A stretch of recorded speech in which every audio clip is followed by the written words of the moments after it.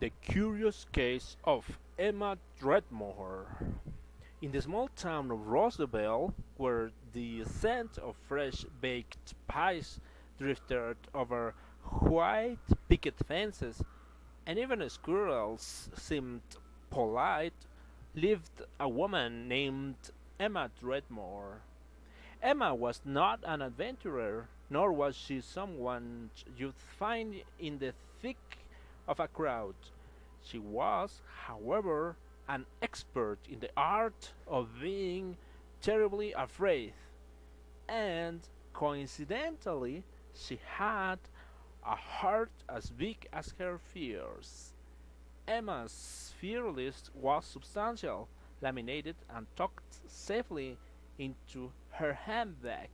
Height, public speaking, automatic car washes, mayonnaise, yes, mayonnaise, don't ask, and above all, falling in love.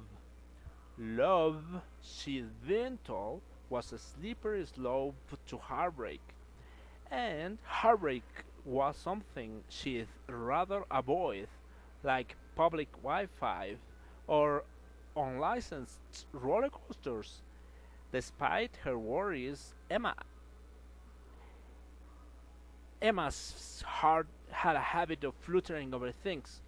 Puppies, for instance, made her chest ache with an overwhelming urge to hug them, while simultaneously fretting over their chances of contracting rare, fictitious dog diseases. Even flowers in the park evoked a mixture of adoration and terror. Their delicate beauty touched her deeply, but what if one of those delicate beauties concealed a wasp? Her friends called her a romantic with the brakes on, but Emma knew she was simply prepared, as she might live out her days as Rosabelle's most cautious baker if it hadn't been for an invitation from the library board to take over their monthly sword-chanting event.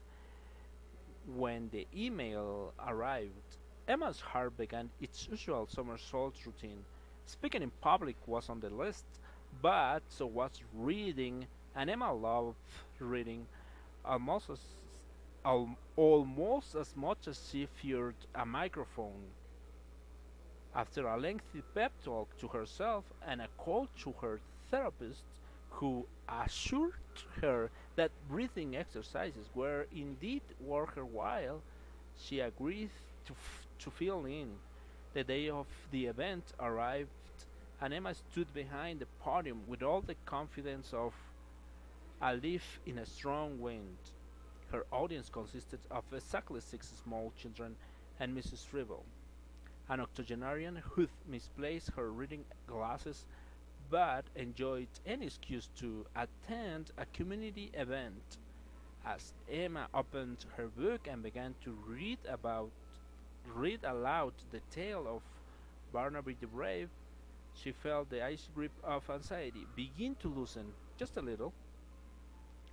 The children leaned forward, eyes wide, as she brought Barnaby's adventures to life. By the end of the story, they were laughing and applauding, and Mrs. Fribble had even given a small cheer.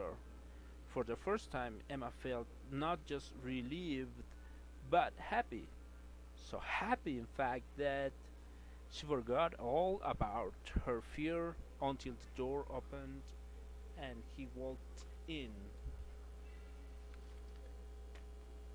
Now, he didn't burst into the room like a gallant knight, but rather in a very sensible manner, with a bag of books he'd just checked out and a gentle smile.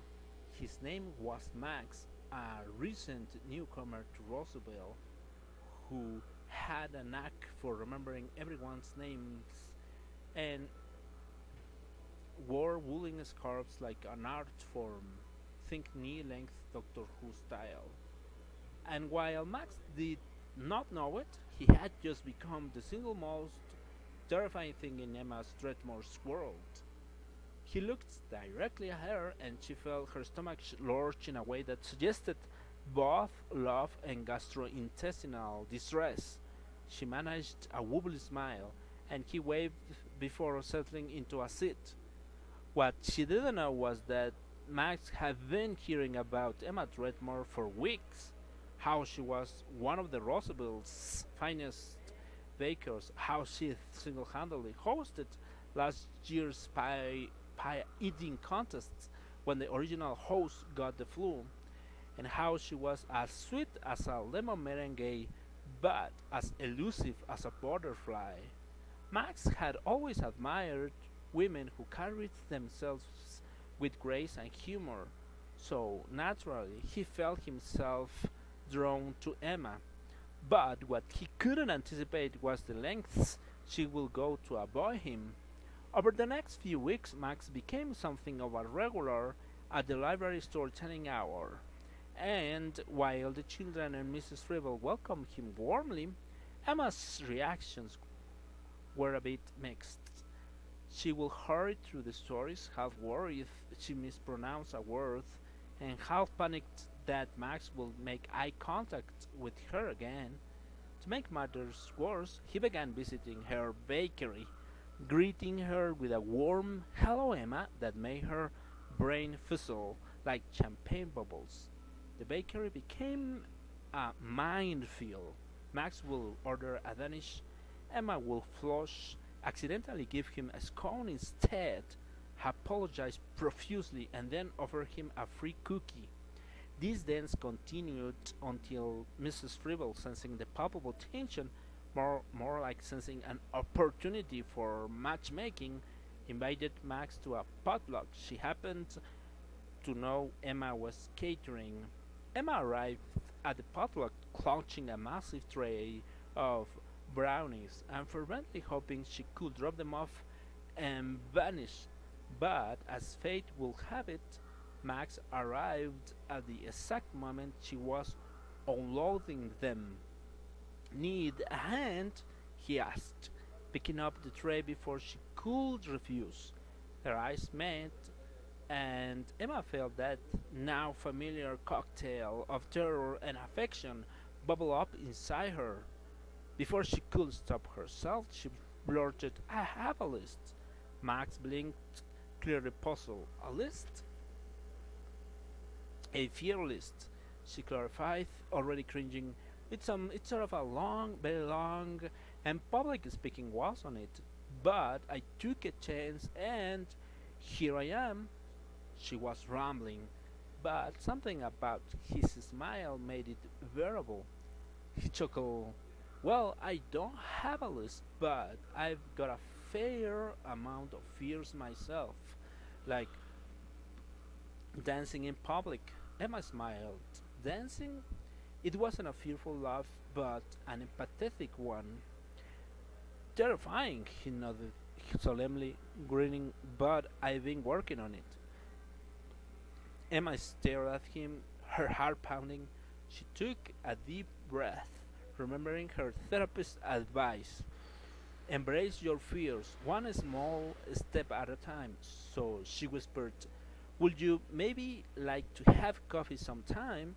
Max's face lit up. "Only if you let me order first. I'm afraid of complicated coffee orders." Their laughter mingled, and Emma realized something that startled her more than Max's woolly scarves or his perfect smile.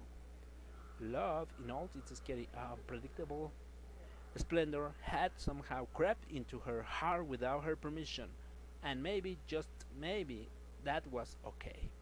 As they made plans for their first date, Emma could feel her fearless dissolving, replaced by something else entirely, hope. And while she might never conquer mayonnaise or remember to close her windows during automatic car washes, she found a strange thrill in knowing she was on her way to facing the greatest, most wonderful fear of all.